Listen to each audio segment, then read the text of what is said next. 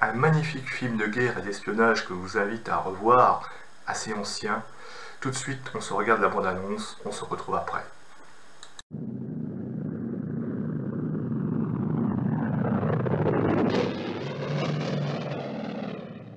Here he is, at the Schloss Adler, the Castle of the Eagles.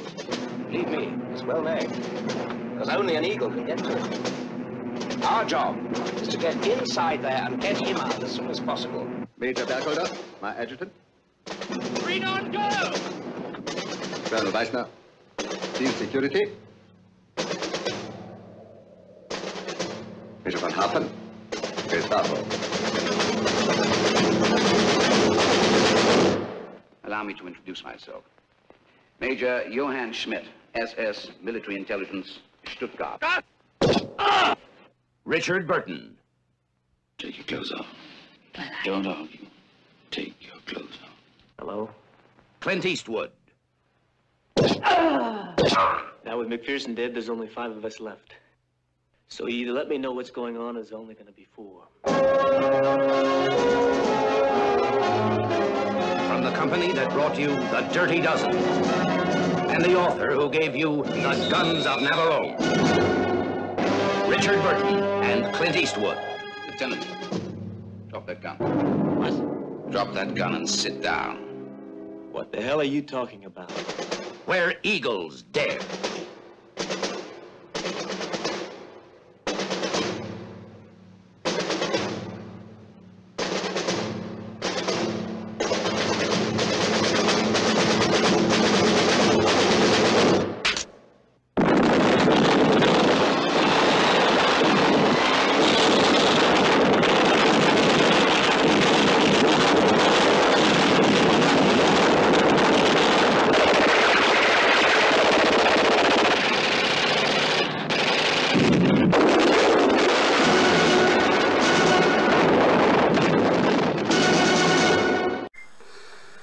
Mes amis, oui, comme je vous disais, donc, c'est un super film de guerre que je vous invite à redécouvrir.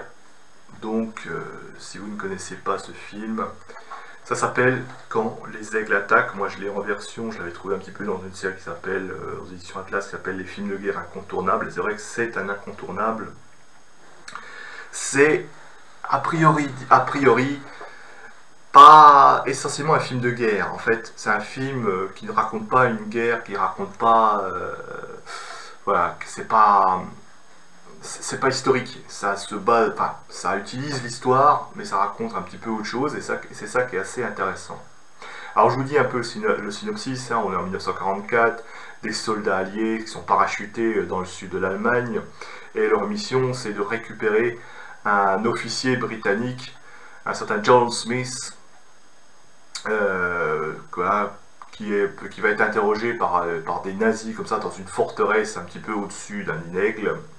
C'est en fait c'est le QG de la Gestapo, tout ça pour avoir lui soutirer des renseignements afin qu'ils peuvent être débarquement, machin, tout ça.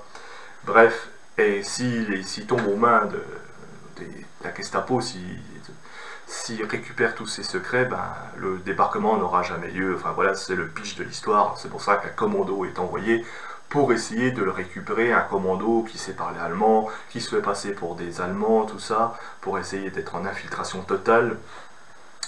Et voilà.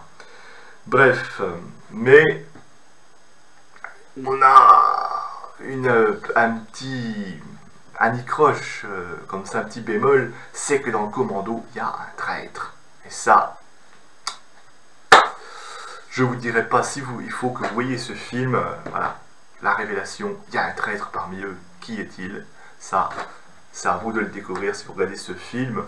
Un film ancien, donc, film de 1968, film de guerre, film d'action, j'ai envie de dire film d'espionnage aussi. Parce qu'il y a des éléments d'espionnage, il y a des éléments d'aventure, c'est ça qui est assez intéressant. C'est pas un film qui, voilà, je vous dis, c'est pas un film historique, c'est pas un film qui va se baser sur l'histoire. Ça prend l'histoire comme prétexte, mais on peut prendre aussi, voilà, des périodes historiques et puis raconter autre chose. Et c'est ça qui est très intéressant, c'est que, voilà, on prend l'histoire, voilà, on prend l'histoire comme prétexte, puis à partir de là, on va imaginer une histoire de forteresse nazie, etc., etc. Il me semble que c'était inspiré d'un roman, le roman de Alistair MacLean. Voilà, pour ceux qui veulent essayer de retrouver le roman. Moi, je ne l'ai pas lu, hein, personnellement. Je connais que ce film. Film réalisé par Brian G. Hutton, avec une BO qui est topissime. Vous l'avez entendu dans la bande-annonce, de Ron Goodwin, très épique comme ça. Voilà. Inspiré donc, voilà, avec Clint Eastwood en tête d'affiche. Et puis Richard Burton, deux géants du cinéma, un américain, l'autre un anglais, pour un film qui est réalisé d'ailleurs par un anglais aussi. Alors Brian G. Hutton, je crois que c'est pas un inconnu à l'époque, hein. Il avait fait beaucoup de films. Je suis en train de regarder sa filmo là. Il a, ouais, Les Aventuriers,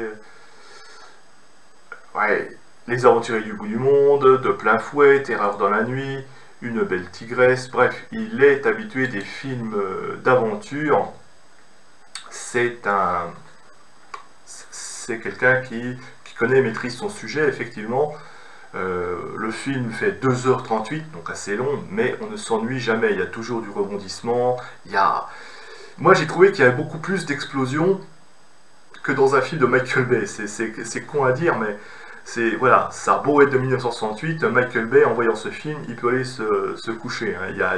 Ça fourmille d'explosions, de dénodations. D'ailleurs, je crois, j'ai vu dans les bonus où il parle de ce film, parce que ce film n'est absolument pas fait en image de synthèse, image numérique, hein. C'est un film à l'ancienne qui montre que les films à l'ancienne, eh bien, on pouvait aussi faire des grands films avec des reconstitutions, des figurants, avec des explosions qui étaient faites par des vrais artificiers, par des balles à blanc, tout ça, ou des reconstitutions historiques. On n'avait pas besoin de toutes les images de synthèse. Bon, je ne veux pas faire une tribune anti-CGI, etc. Bon, voilà, ça fait souvent des bons films, mais je veux dire, ça a aussi le charme de voir des vieux films comme ça, avec des effets spéciaux à l'ancienne, avec des vraies explosions, avec, voilà, c'est des vrais artificiers qui font les trucs, et je veux dire, il y a de l'action, il y a beaucoup d'action, il y a des scènes de combat qui sont assez spectaculaires, notamment la scène où ils sont sur le téléphérique, là, qui est très, très bien fait, très prenante.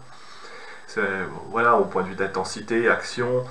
Alors bien sûr, hein, là aussi, on voit des fois des images, un petit peu des incrustes, hein, quand même, parce qu'à l'époque on savait faire aussi des incrustes, parce que pour la sécurité des acteurs, mais quand même, ça passe très bien. Autrement, il y a aussi des cascadeurs, il y a aussi des choses. C'est vraiment une scène qui est vraiment impressionnante. Les scènes d'explosion de la forteresse, tout ça. Il y a un petit côté Wolfenstein d'ailleurs, cette forteresse nazie. Si vous connaissez le jeu Wolfenstein, qui est sorti un peu dans les années 90, tout ça, je pense qu'il s'inspire un petit peu de ce film-là. Avec ce nid d'aigle, cette forteresse nazie. On retrouve ça un petit peu dans Indiana Jones, la dernière croisade, hein, vous savez, le château, truc.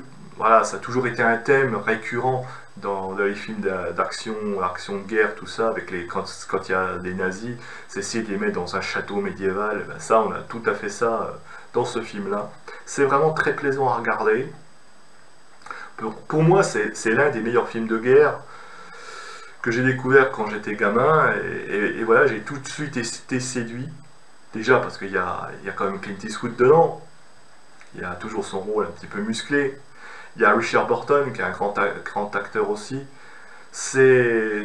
Voilà, c'est peut-être ancien, mais j'ai envie de dire que ça n'a pas vraiment vieilli, j'ai envie de dire. Ça peut plaire encore aujourd'hui à des jeunes, à des moins jeunes, à des anciens, tout ça. C'est toujours plaisir de se revoir des vieux classiques intemporels comme ça. C'est un excellent film d'action, aventure, guerre. Vous regardez ça comme vous voulez. Chacun va y voir les films de guerre, certains vont y voir pour les films d'action. Franchement, c'est très très très bien fait, très bien construit, très bien monté. Moi, je l'ai vu hier soir, c'est vrai que voilà, ça tient une bonne soirée. Voilà, ça fait longtemps que je l'avais pas revu en plus, donc des images que je m'étais remis un petit peu dans la tête comme ça. Eh bien, moi je lui donne pas de note. Je lui donne pas de note parce que c'est un chef-d'œuvre. C'est un voilà, chef-d'œuvre de guerre. J'ai pas envie souvent de donner des notes comme ça à des vieux films. Je préfère que vous les découvriez. Je sais pas si le film, J'ai vu qu'il était disponible en Blu-ray 4K, en version Blu-ray. Moi je l'ai en DVD. Vous pouvez le trouver facilement dans les Happy Cash, peut-être à la Fnac aussi. Fouillez un petit peu sur internet, vous allez finalement le trouver.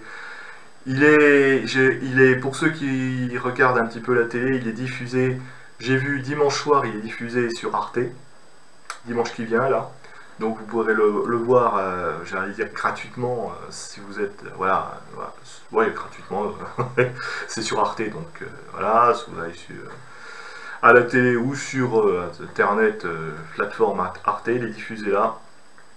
Donc il n'y a pas de problème pour le revoir, mais c'est vrai qu'on ne le voit pas souvent à la télé et c'est dommage. Merci Arte hein, de le passer dimanche. Voilà, donc c'était une petite présentation d'un film de guerre que j'aime bien, un grand classique. Alors, si vous aimez les films d'action, films de guerre, qui se basent un petit peu comme ça sur l'histoire, sans être un film historique, hein, bien sûr, eh bien, très bon film de Brian J. Hutton, Quand les aigles attaquent, avec Clint Eastwood et Richard Burton. Sur ce, mes amis, eh bien, je vous souhaite de passer un bon week-end, de bien vous porter, voyez des films chez vous, essayez un petit peu de pas trop sortir en ce moment, et puis on se dit au plaisir et à bientôt.